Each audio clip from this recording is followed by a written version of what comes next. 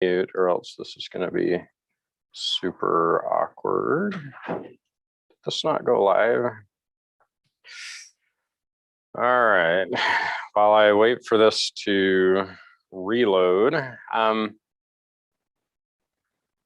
don't forget we have an exam on Wednesday, but you don't need to do a ton of studying for it because I'm planning to just hand out a big like week-long solve it type thing that you can just kind of work on after you get it. But it will be related to the principles that we've been talking about in class. So that'll be good.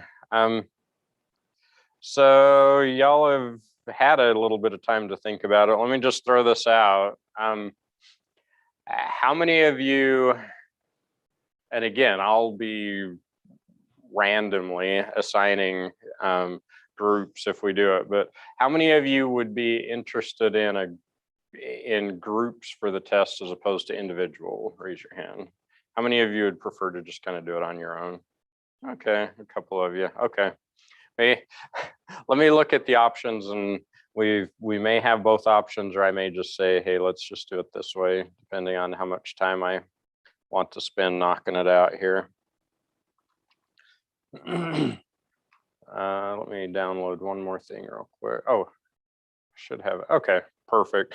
I thought it would be interesting. The question came up in one of the previous classes about how do we deal with the fact that different leaves within a plant canopy have different light environments?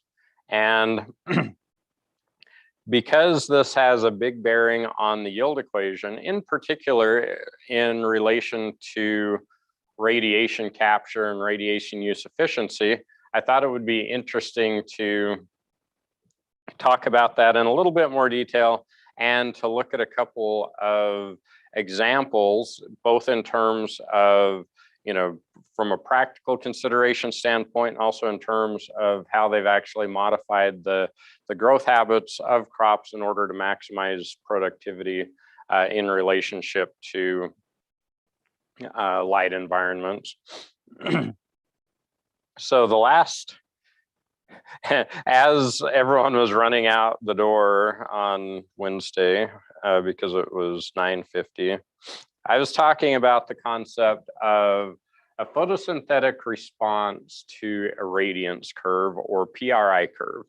And the concept behind this is that you can estimate the quantity of photosynthetic rate that you have at a given amount of light if you know something about the leaf. And so what we do, it's a logarithmic rise to a max equation, and it's designed around the amount of light that you get. So you have your amount of light here times, I actually looked this up, PHI, which I'm assuming is pronounced phi, right? Phi or phi, okay. Ooh.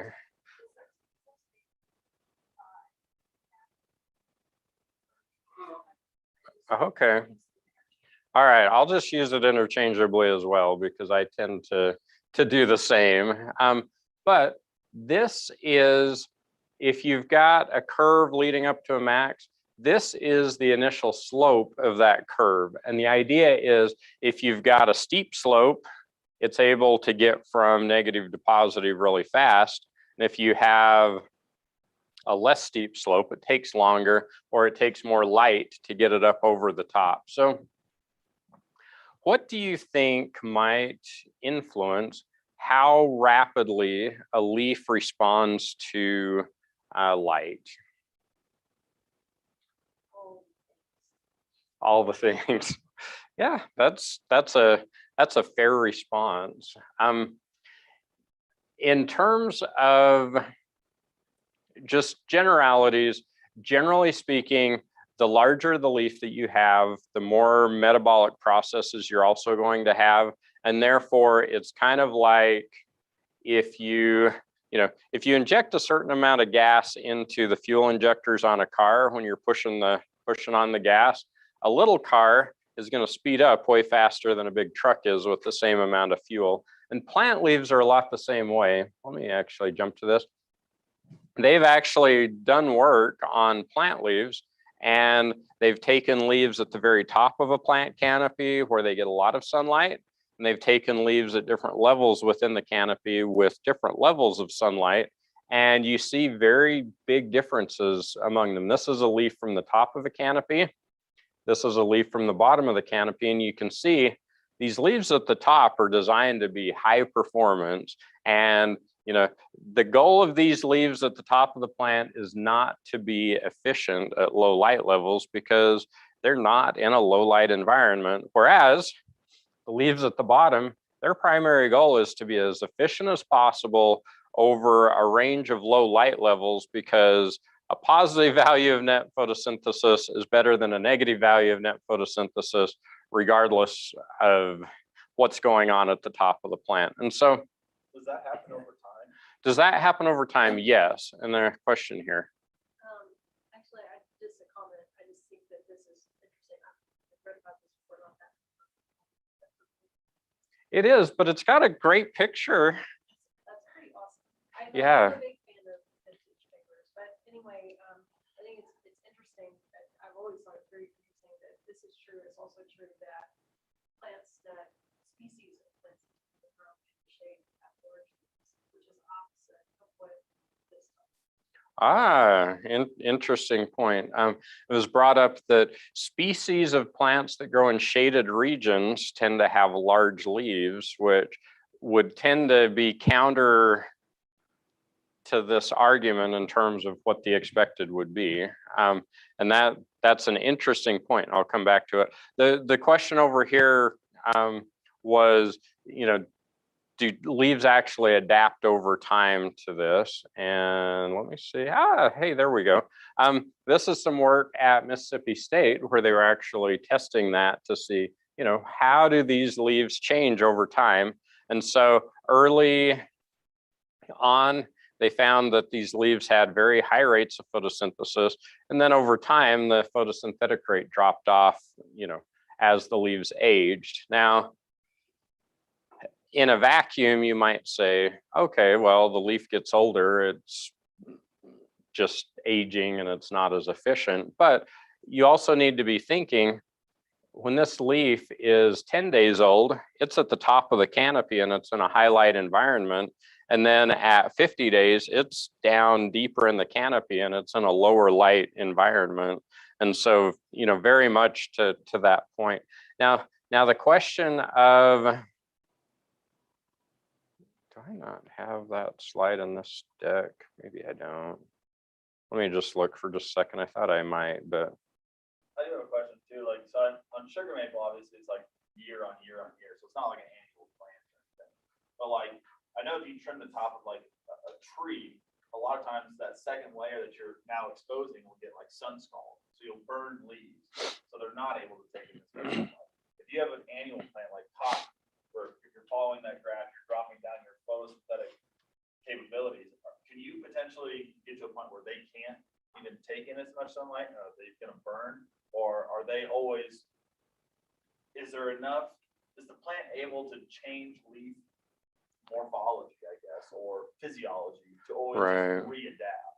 The question was, with this, it's a maple tree, which is a perennial. What about with annual plants? What if they go from highlight to low light or from low light to highlight? Obviously, instantaneously, a lot of times a low light leaf has a lot of problems with high light. So can they actually adapt? And yes, one of the, on two sides here. First of all, one of the tests that they did to verify that leaves do what they do was they actually took a bunch of plants in pots and they simulated a low leaf area index by putting the plants far apart. And then they measured photosynthetic rate on these plants, and then they crammed them all together. So now they were in a bunch of interplant competition and, very high leaf area index, and they measured the photosynthetic rate. What happened was the photosynthetic rate was relatively high. You cram them together and it drops like crazy. But then after about 12 hours, the photosynthetic rate was almost back to what it had been originally before you cram the plants together. And what they were showing was that the leaves lower in the canopy had already adapted to where they were starting to shut down and they were starting to shuttle material from them into other parts of the plant. Now that's not a, there are rapid parts of that and there are less rapid parts of that, but the leaves are pretty adaptable, at least if you give them enough time to be, regardless of whether you're an annual plant or a perennial plant. And even with perennial trees, many of them are replacing their leaves every year anyway. So the plant might be perennial, but the leaves are still acting as annual leaves. It was interesting going back to that question of, these plants that live in shaded environments that have these large leaves, what do they do? If I'm not mistaken, generally speaking, if you look at those leaves, they are wide, but they tend to not have a lot of chlorophyll, which is expensive for the plants to make. They tend to not have just a ton of metabolic processes that are going on. And if you measure the photosynthetic rate of them, at least from the work that I've looked at, and this hasn't been one of the areas of deep study for me, but from the literature that I've seen, they tend to have adaptations that are much more low light systems. So this is an example right here. On the right hand side, this is a species that is adapted to high light as a species. This is a sorghum species right here, which is also adapted to pretty high light. This Alocasia macrorrhiza is one of these low light shaded leaf plants that you have. And what you see is there is almost not a spot where this is negative in terms of its net photosynthesis. Obviously, if you get down to 0, it's going to be negative, but at a very low light level, it's already in the positive, and it's running positive in this case. And it kind of maxes out at maybe 50 or 100 micromoles per meter squared per second of ppf, which is only a tenth of what you would get in direct sunlight. So great points and questions all. Let's actually look at this in terms of just a very basic horizontal leaf crop model and see what it does here. So I set this up this morning, so it probably doesn't work properly, but since all of you are experts at Excel now, I'll let you help me troubleshoot it. But what I did was I came up with the idea of, we've got 4 plant leaves here on our model plant. So plant leaf 1, leaf 2, leaf 3, leaf 4. And imagine the plant looking something like this. It's a very stylized plant, but it's essentially just a plant with 4 vertical leaves, one directly over the other. So with our happy little plant, I set all of these to be maximum. These are highlight leaves that we want to perform well in a highlight environment. So as a result, the slope is relatively small because, it's kind of like a big diesel truck. It's going to have a lot of fuel in the chamber in order to be able to do what it needs to do. But it's also got a large maximum photosynthetic rate. It's got a large dark respiration, because you can't have a leaf that looks like this and not be investing carbon in the process. It's impossible to eliminate metabolism and still be able to produce the products of metabolism. So, that's something to keep in mind. So I can't just go in and say, oh, well, it turns out my photosynthetic max is really high, but, my dark respiration is only 1. So, now I went from being able to have, 25 to having almost 35 just because I eliminated my dark respiration. There are some things that you can do, but they tend to be relatively small as opposed to, turns out that if you hit Control W, it doesn't do the same thing as Control Z. I don't know why. I mean, and then for the absorption here, I just said, you know, let's put 100% absorption for each of these leaves because we're doing a model leaf here. You know, we want our leaf to be doing the very best it can, and leaves have a really high absorption rate, like 90% of PAR. So let's just estimate 100%. That's not uncommon. When you've got a number that's close to 100%, you can plug in 100% and play around with it.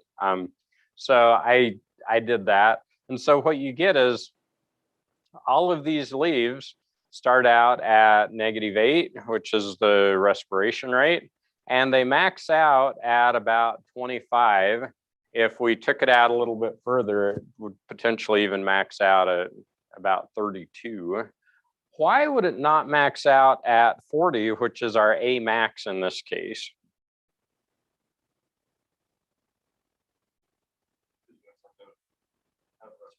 All right, you always have to account for respiration. And so this A max is actually our maximum gross photosynthetic rate that we would estimate. And since you're always going to have respiration going on, the actual max that you can get in terms of net photosynthesis is your A max minus your respiration. So just be aware of that. One mistake I actually saw with a graduate student here at Texas Tech who happened to be co-advised by me. So I guess the fault is kind of mine in addition to the other co-advisor, but he was using a Lycor 6400 and he was really struggling with whether to add or subtract the RD, because sometimes you see RD as a negative value and sometimes you see it as a positive value. And he saw the value as a negative value and then he subtracted it. And so he was actually getting a net photosynthetic rate that was higher than his gross photosynthetic rate. And he couldn't understand how I could just look at his graph and tell him that I thought it was wrong. Don't worry, it's not anyone that I think any of you would have known. And if you did know them, I don't think that you would link them directly to me. So hopefully I'm not giving it away here. But here we have these awesome leaves. And so each of these leaves, they're overlaid on each other here, is hitting about 25 micromoles of carbon gain per meter squared per second. And if we add these 4 leaves together, what's 25 times 4? 100, good.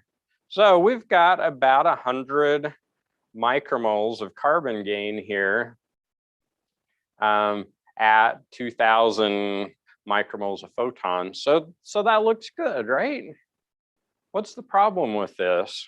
They're not all the same. Okay, they can't all be 40, why not? It's gonna be shading from the one above it. Okay, that's fair. Let's play around with the idea as if they all could be 40, because maybe this plant is going to try to buck the system and say, hey, let's just make all sunlight leaves, and you know, we'll play the odds. We're you know, we're going big or we're going home. What else am I? What other problems do I have in terms of my calculations or my assumptions here? Okay, but again, if these are sunlit leaves, we're going big.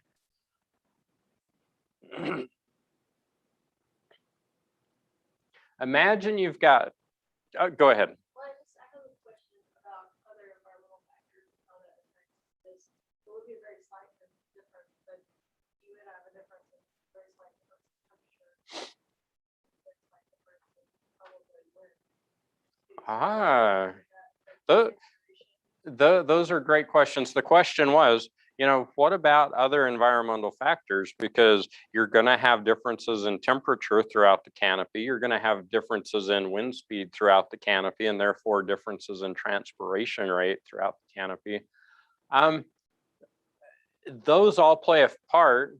interestingly enough, most of them play in the same direction in relationship to energy balance. So if a plant is deeper in the canopy, because it does not have that heavy shortwave radiation load, the need to do energy balance through transpiration is decreased.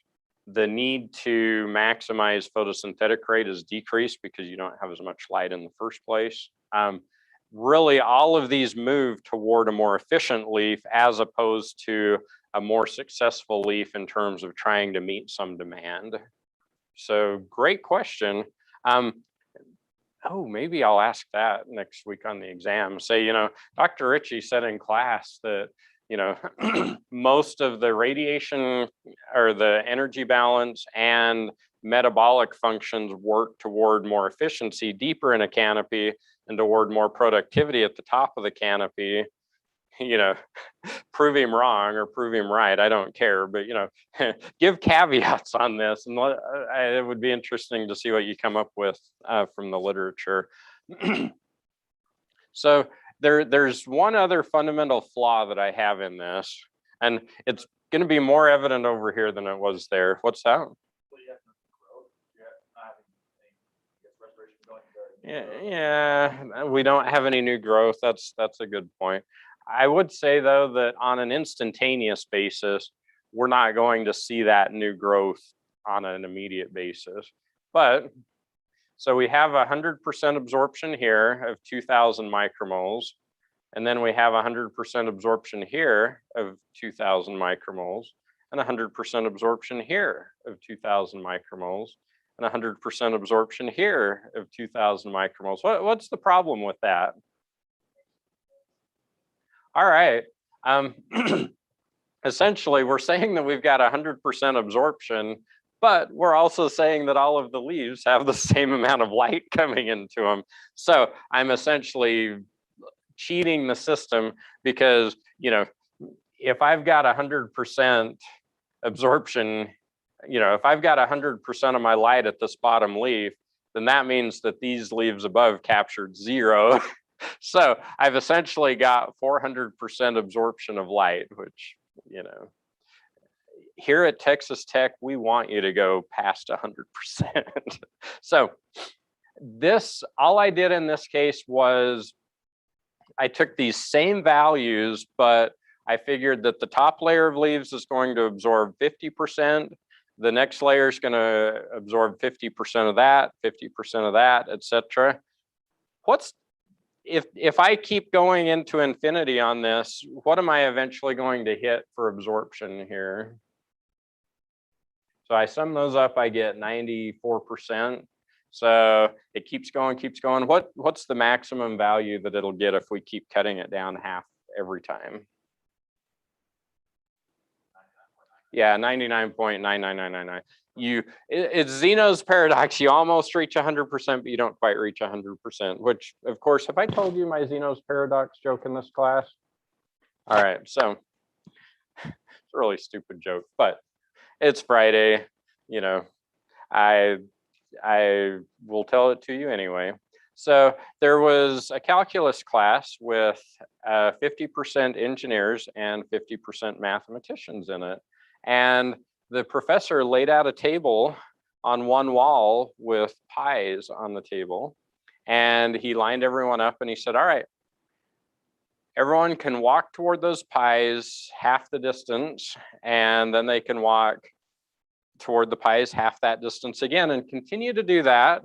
And when you reach the pies, you can eat the pies. And so all the mathematicians left in disgust. And he said, well, why are you leaving? And the mathematician said, well, it's impossible. You're never going to reach the pies. And so they leave, and the engineers are like, all right, let's go. And so he turns to the engineers and he says, well, the mathematicians were correct. You're never going to reach those pies. So why are you still here? And they said, it's going to be close enough for practical application.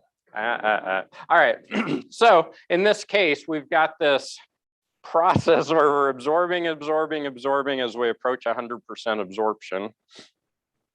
All I'm going to do, and it's my magic trick, you can look and see that the values here are exactly the same as they are here, except all I'm doing is giving us realistic values for absorption in this case. I'm going to paste this in, and we're going to see what happens with our leaves here. Did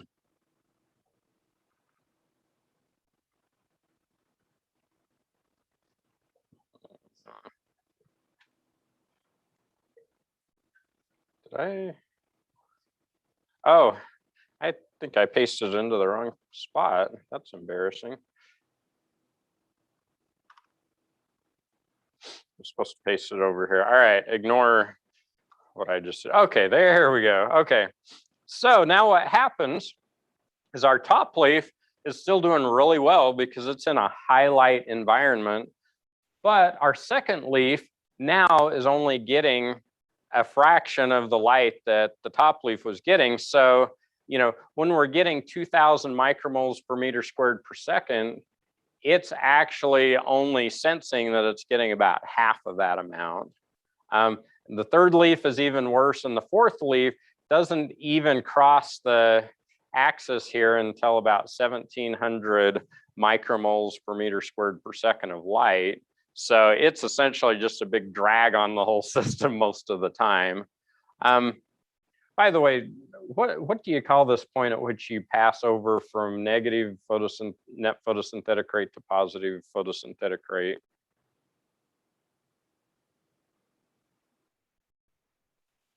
Imprint this on your, tattoo it next to 43,560 and 6.022 times 10 to the 23rd and whatever. This is called the light compensation point, and it simply means this is the amount of light that you need for a plant to positively grow rather than to be losing energy through respiration on a net basis.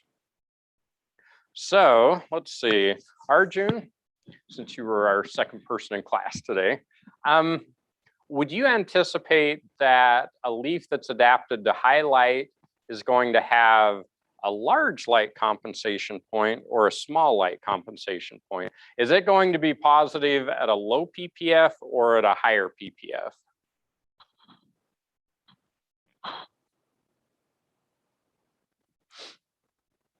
So back to this graph right here. This one right here, do you think this is going to cross before this one with a dashed line or after the one with the dashed line? After the dashed line, that's correct. And so sunlit leaves have a relatively large light compensation point. And in the case of our example here, our bottom leaf's light compensation point didn't even occur until about 1600 or 1700 micromoles per meter squared per second of direct sunlight at the top of the canopy. So what effect does that have on our net photosynthesis of our entire canopy that includes all four of these leaves? Well, I just so laid this out here, and our maximum photosynthetic rate is a little over 40 micromoles per meter squared per second. So we put all those four leaves together, and we're only doing a little bit better than we did with just this top leaf by itself. This top leaf was, 22. The second leaf was about 14. 22 and 14 is about 36. So the bulk of that was from those top two leaves, and the bottom two leaves were essentially just drags on the system. In fact, at 500 micromoles per meter squared per second, we're just hitting our canopy light compensation point. And so you're investing a lot of light before you get any value out of that light with this canopy. So how's that work for like cotton? So there's 200 leaves on a cotton plant. So I mean, at what point do you have How does that work on a plant with a lot of leaves like cotton? That's actually, Irish has done a fair amount of work on partitioning within a plant canopy. And one of the things that we were working on for a while was actually looking within the canopy depth to look and see what the leaf carbon and nitrogen and other nutrients were within it.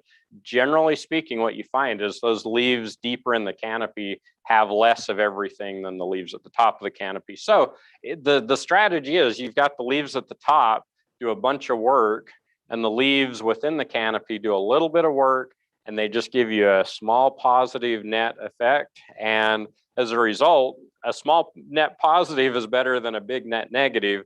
And so what ends up happening, Malia? Sorry, I'm asking you a lot of questions. No, this is good. Because I'm thinking about how those leaves down in the bottom of the canopy act as support tissue. So yeah, your leaves at the top are doing a lot of photosynthesis, not as much respiration, but the leaves at the bottom are doing respiration for them. Let me modify that statement a little bit. The statement was the leaves at the top are doing a lot of photosynthesis. The leaves at the bottom are doing a lot of respiration for them. I would only modify it to say the leaves at the bottom are doing very little respiration. And as a result of that very little respiration, the little photosynthesis that they do gives them individual net positive photosynthetic rates, even though they're deep in the canopy. So they're not acting as any kind of a support for the leaves at the top. They are only offering support in that they are producing some positive value of net photosynthesis, which means that you've got carbon rather than that you're giving carbon.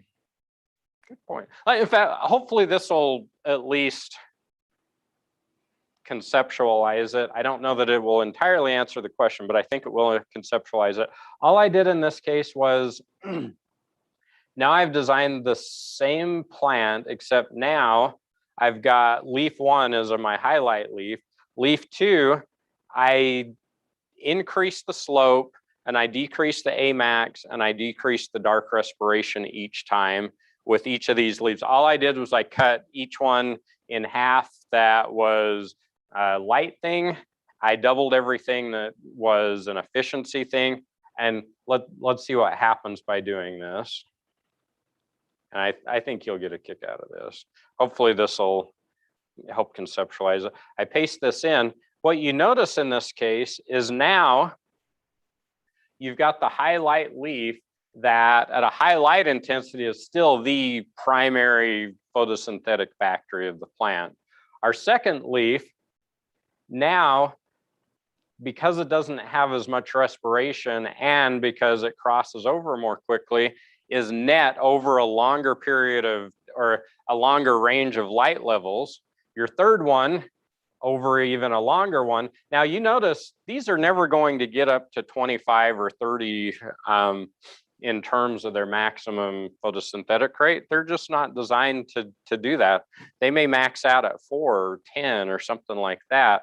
But the cool thing is, at these very low light levels, you've already got 3 of these leaves that are positive and only 1 that's negative. So you're already canceling out the effects of this heavy respiration leaf at the top of the plant because all of the other leaves are producing some level of photosynthesis net that balances it out.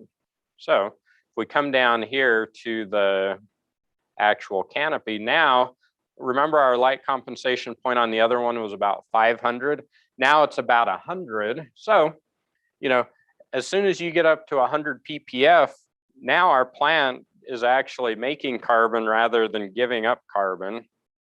And the total photosynthetic rate is like 45 as opposed to, what was it before?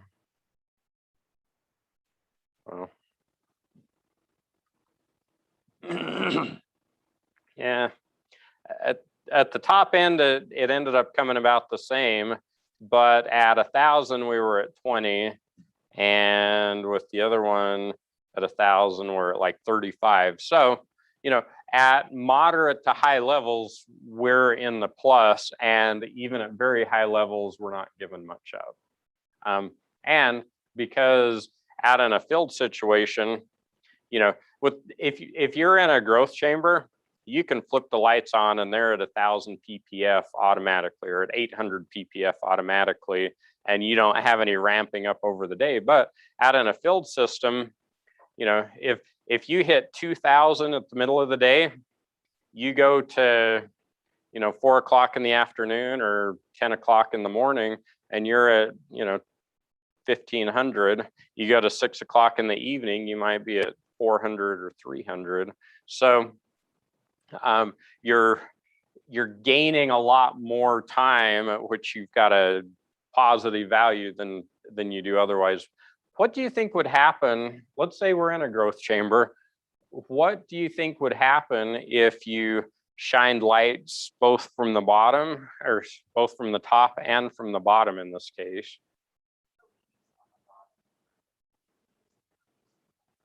Ooh, would the leaves on the bottom curl because they're not used to that much light? If they are not adapted to the amount of light, they probably would have a negative initial response. But what you actually find over time is as they adapt to it, or if they are adapted to it, they actually photosynthesize more than the bottom leaves would in a typical or traditional system where they're getting all of their sunlight or the bulk of their sunlight from the top. And so you recall when we were talking about the yield equation and how they had theoretical maximums, et cetera. One of the ways that you bump up those theoretical maximums is you figure out ways to put light into the crop canopy. So, yeah. Yeah. Yeah. Someone mentioned, I was just imagining farmers putting strings of LED lights out in their fields so that they could maximize the growth. Yes. So on that too, like with the older leaves, you just kind of limit how much, I guess, photosynthetic capacity that you have.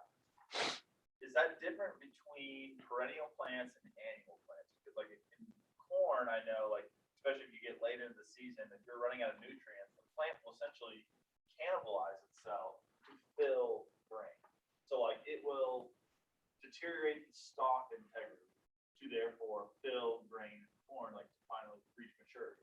Do you see that in cotton? Like, will you abort low leaves or move nutrients throughout with the fruit at the top?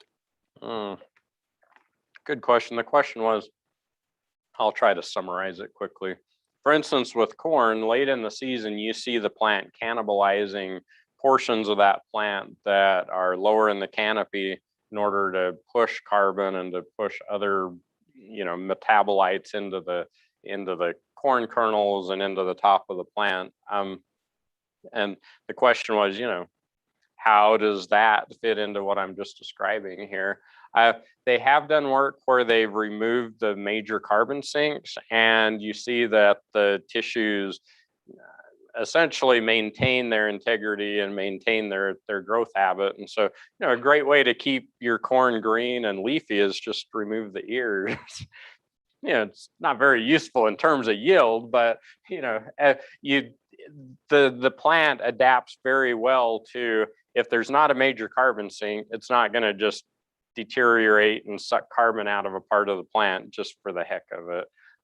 And so if you've got a situation where where the parts of your plant are still being beneficial toward the total productivity of the plant.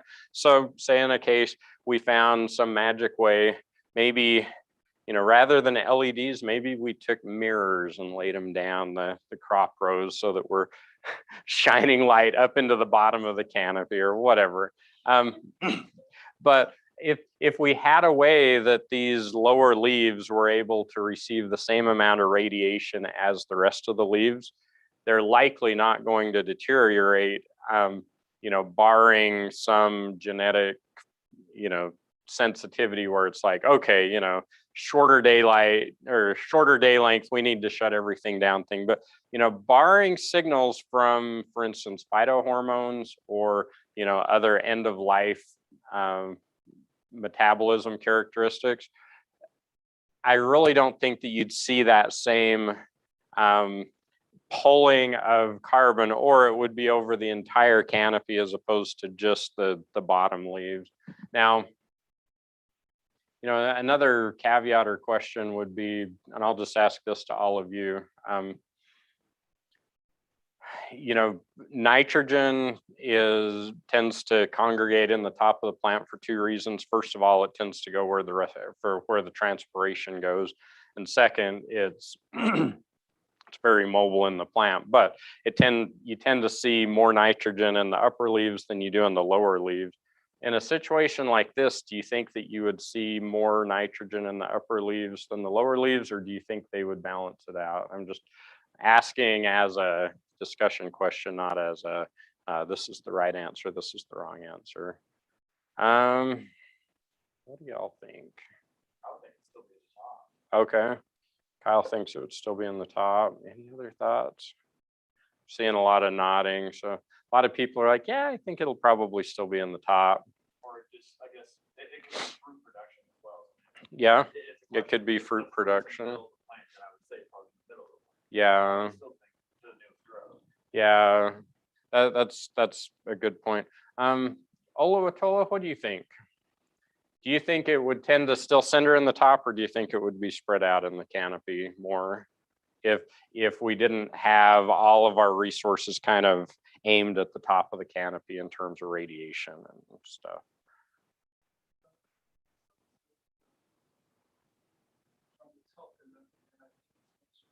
Okay, so Olatola thought, perhaps if the entire canopy is active, maybe it's going to continue to be spread out throughout the canopy. Irish, when you're an assistant professor somewhere and interested in doing a controlled environment study, that might be an interesting one to do. Shine some lights from the bottom of the canopy and the top of the canopy, and then measure the carbon and the nitrogen sinks within the crop, as opposed to just shining them from the top, and make sure that someone hasn't already done it. But that would make a really interesting master's project for someone. Really inexpensive too. So Yeah. that wouldn't be a problem. Yeah, I mean, it actually wouldn't be too difficult to do, I think. And then report back to us, and I'm going to have to go in and retroactively change everyone's grade in the class based on which side of the discussion they ended up on. But any questions? Because I know this lecture has kind of bounced around some different concepts with this, but I think to me, how many of you feel like you have a different view of how a plant is operating than you did when you walked into class this morning? All right. I have managed to ruin an entire generation of physiologists with one lecture. There's something else and I have a summary slide here that just says, shade leaves are valuable because they help us to balance photosynthesis and respiration throughout the entire plant, as opposed to just favoring one part of the plant. We've got 5 minutes. Do you want me to talk about C3 and C4 plants? Because that's kind of interesting to the discussion too, especially in terms of radiation. How many of you say yes? All right, good enough.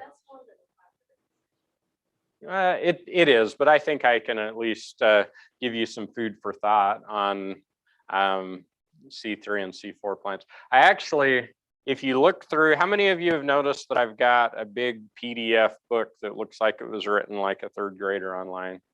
Yeah, I did that. I'm proud of it. I never thought I would write a book, but I have a whole chapter or two on photosynthesis and another or two on respiration that go into, carbon balance and some of those things. But one of the things that I pull out of those that I think is interesting with C3 and C4 plants is this. The C3 mechanism for photosynthesis is essentially just the photosynthesis that you've learned about in your biology classes from the time you were in high school, which, by the way, I asked my son, who's taking biology right now, about photosynthesis, and he completely explained it to me in a way that was unacceptable. And so if you hear that he's been sleeping outside, I'm sorry, but you got to have standards. I had a friend in Georgia who he would make his son sleep outside every time he pitched bad in a baseball game. Like that's kind of harsh, but that'll teach you. Anyway, yeah, C4 plants have very similar photosynthetic processes with one exception, and that is C4 plants have a mechanism by which they're able to concentrate CO2 so that when Rubisco is doing its thing, it always grabs CO2. And C3 plants in a cool, cloudy environment, that's not a problem. Rubisco's grabbing CO2 pretty much all the time anyway. In a hot, sunny environment, suddenly, as the leaves warm up, the affinity of Rubisco for oxygen increases, and the solubility of oxygen compared to CO2 within the system goes toward oxygen. So you get a bunch of photorespiration for C3 plants and none for C4 plants, or very little for C4 plants. And so if you're in an environment that is hot and dry and sunny, C4 plants have a major advantage because they don't have any photorespiration occurring. But in a cool, cloudy environment, C3 plants have a big advantage because they're not spending extra energy trying to concentrate CO2 within the plant leaves. And so they've done a lot of work on quantum requirements for C3 and C4 plants. And I'm just going to make this bigger. I think every time I have ever done this lecture, I stop on the slide and I make it bigger. But they thought it would be interesting. What if we did a C3 plant in a low oxygen, high oxygen environment and see what it does, and then a C4 plant in a low oxygen, high oxygen environment and see what it does. So this is the C3 plant. The low oxygen environment, we've got photosynthesis that's great. It's way better than it is in a high oxygen environment. What happens with a low oxygen environment versus a high oxygen environment for the C4 plant, Vishnu? Yeah, it's virtually identical. The plant acts the same because what Rubisco sees is a low oxygen environment, regardless of what you have in the environment around you.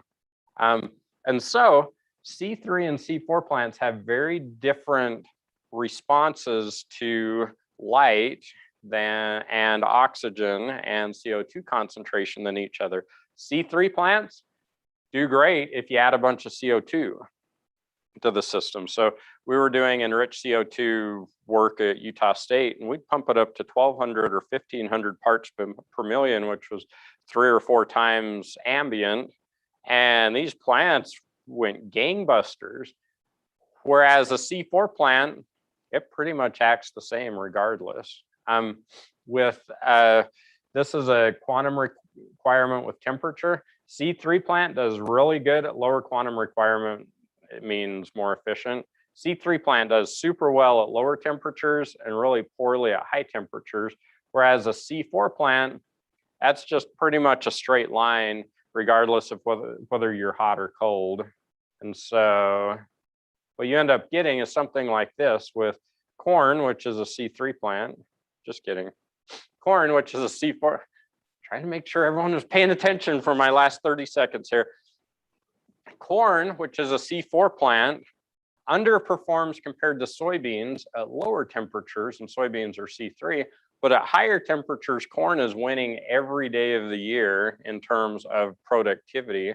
And so, you know, the reason that corn does so well in high light, high temperature environments is it's a C4 plant and it is efficient in that type of environment. All right, thank you everyone. Have a wonderful weekend, and I will look forward to seeing all of you on Monday. And then on Wednesday, we will hand out the exam, and then the following week, I will be in Salt Lake City for the ASA meetings, and we'll have a due date for the exam. But for the in-class, you'll probably have a week. For the online students, it'll probably be similar to that. All right, have a good one.